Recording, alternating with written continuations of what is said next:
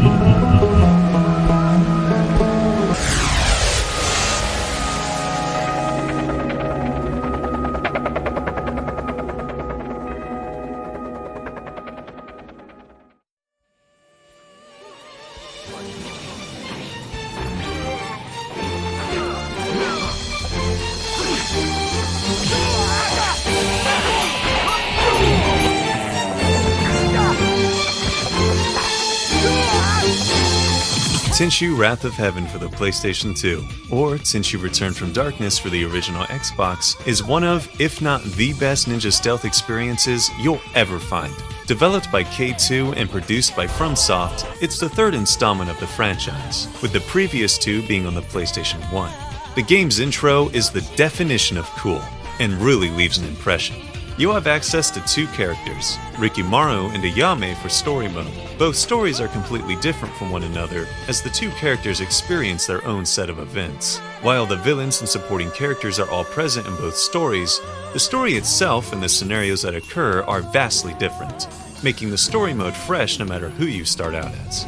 After completing both Rikimaru and Ayame's stories, the third character Tenchu becomes playable.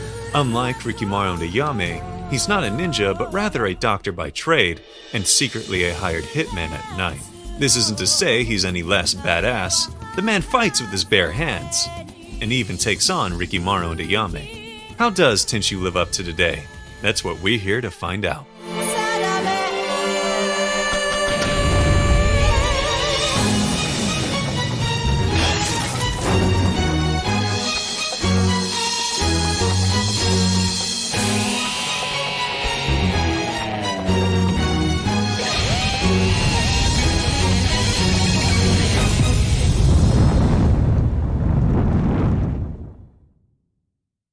Rikimaru? You're alive? I kept myself alive by using the ninja deep sleep technique. You're just like me. What? There's nothing holding you down anymore. So why don't you just stop waving those things around? Set in 16th century feudal Japan, Rikimaru and Ayame, two Azuma ninjas serving the Emperor Lord Goda, are tasked to delivering justice to evil and corrupt businessmen and officials of the land. One of the targets being a reoccurring name in the series, Echigoya, and this time he's found trafficking women into slavery. During their mission, Rikimaru and Ayame are confronted with quite literally a demon from their past named Onekage. Onekage explains that he's been revived by an old sorcerer named Tenrai. Now acting on his own interests, Onekage seeks to bring his old master, the Lord of Hell, Meo, back with the power of the Sagisto sword, Meo's personal weapon.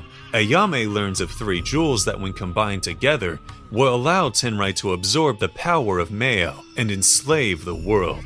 Rikimaru and Ayame pursue Tenrai, killing off his ragtag group called the Lords of Darkness. Featuring a euphoric demon with an obsession for Rikimaru, a creep who calls himself a scientist but makes robots, Dr. Kimaira. and kidnaps girls, a smug sorceress who controls paper spirits and a big doggo, a giant musclehead monk, and a revived beloved former member of the Azuma Ninja, Tatsumaru, who was killed off in Tenchu 2 while simping over a radicalist kunoichi named Kagami.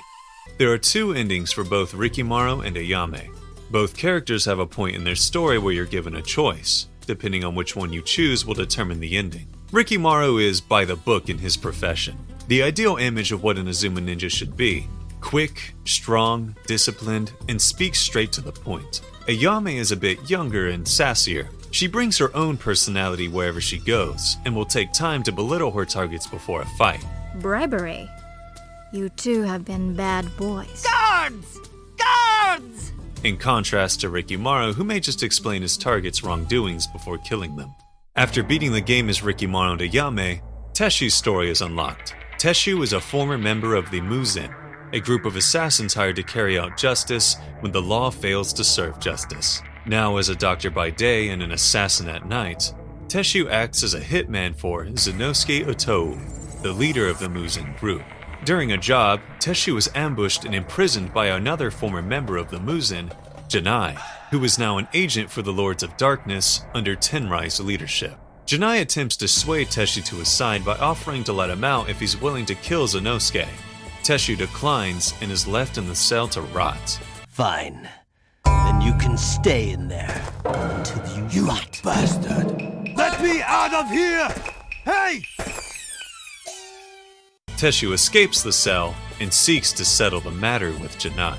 Tenchu's story mode is a lot shorter than Rikimaru and Ayame's, though it comes with its own unique charm and provides a different perspective of the world we played through twice already at this point. It gives the world more life by having more involved side characters. While they may not live for very long, it's enough to convince you that this world has more going on in it than what's contained in the first 2 stories. Tenchu 3's story isn't anything award-winning by any means. You won't find anything mind-opening, but it's filled with badassery, saddening moments, and even has a sense of humor.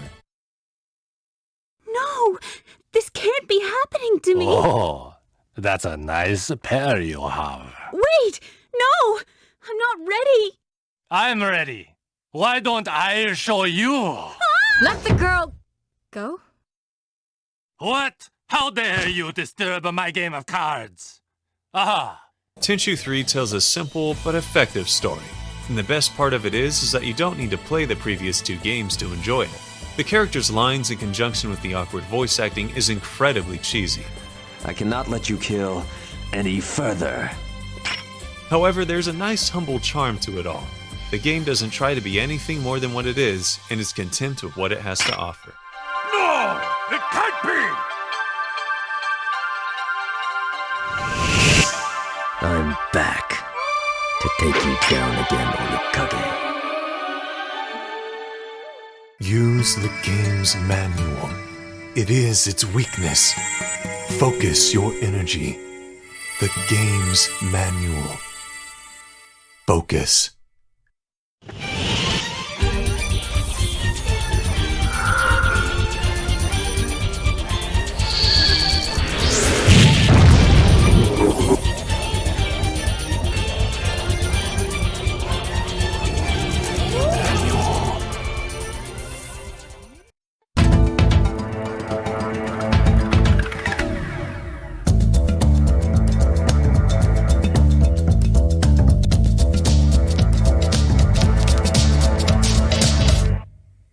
As an Azuma ninja or hired assassin, you'll be going from mission to mission through a world map. The start of each mission provides you with a brief synopsis voiced by the legendary Tony J.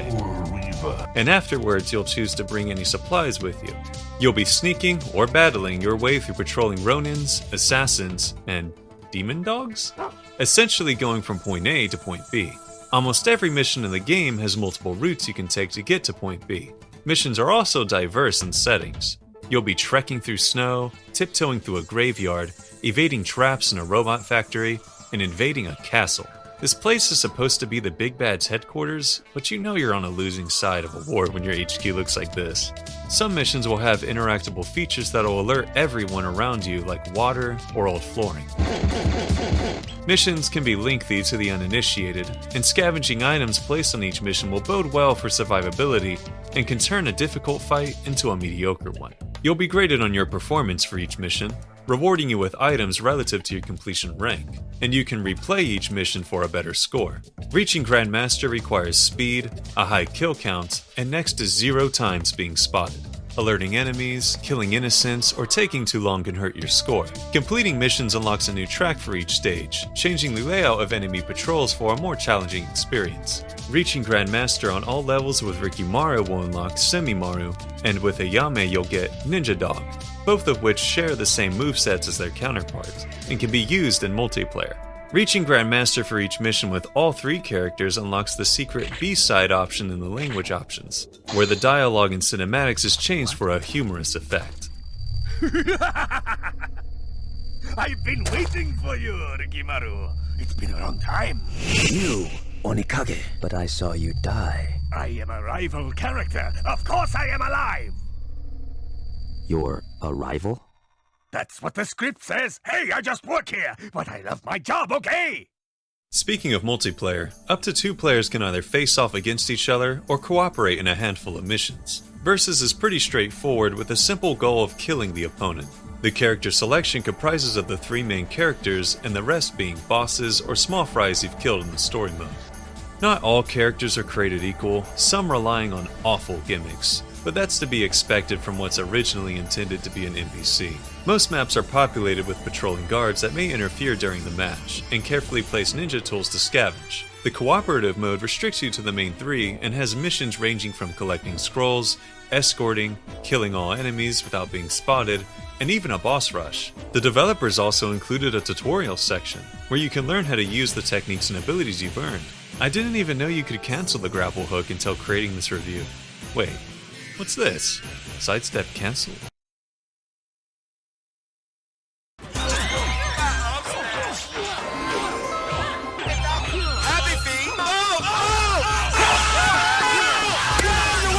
Tenchu Returned from Darkness, which was released on the Xbox a year after Wrath of Heaven, has an Xbox Live mode. I've never played the mode myself and can't find any footage of it online. though I imagine it'd have the same content as the multiplayer.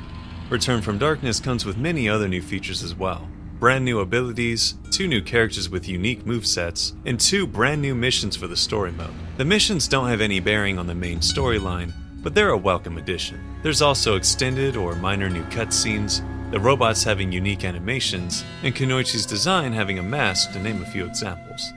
Tenchu's gameplay feels better than most games around the time, though it's still a game from 2003. And that means it's going to have its own unique rules. Your visibility to enemies is dictated by distance and altitude.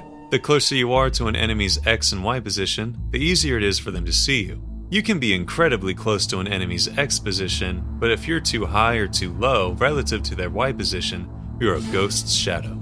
The digits below your health bar help you determine how close an enemy is to you. The higher the number, the closer an enemy is. Move cautiously when the value is high. No ninja or assassin will find themselves embarking onto a mission without the grappling hook, the staple ninja tool of Tenchu that allows you to zip up to an otherwise unreachable high location in just a few seconds. Successful stealth kills earn you a kanji, and after obtaining 9 kanji symbols, you'll be rewarded with a new ability. Some of these abilities are mind controlling, combo extenders, or more stealth options. Each mission will have its own ability that you unlock in it, so it's ideal to make sure you get all 9 each mission during a playthrough. The gameplay may feel stiff and sluggish at first, however once you become more familiar with the controls and how you interact with the environment, it becomes a much more faster experience. As your efficiency grows, enemies start to seem like they're moving in slow motion. The gameplay isn't perfect, but it's great enough to make for an enjoyable experience. We've come a long way in video games, and being a PS2 game back in 2003, it's needless to say Tenchu's not going to hold up to today's standards from a gameplay perspective, and especially a graphical one. Don't let this turn you away from Tenchu 3. Its cheesy nature and niche gameplay is one of a kind, on top of being absolutely satisfying to play the more you improve. Tenchu 3 keeps itself simple in all aspects from menus and gameplay. It's easy for anyone to pick up, but difficult to master. A trait all excellent games have in common. There's loads of fun packaged into Tenchu 3, and once you're finished, you'll wish they never stopped making more of it. Isn't it about time you showed yourself, Sakyo? The good old days. But I'm done taking orders. That's really You think you're so smart, you walk right into it. What are you talking about? Answer me. Do not come any closer. I'll cut Golda's throat. Please, take cover. Who are you? I am Jindai. Come on! Get up, Rikimaru! Rikimaru! Die!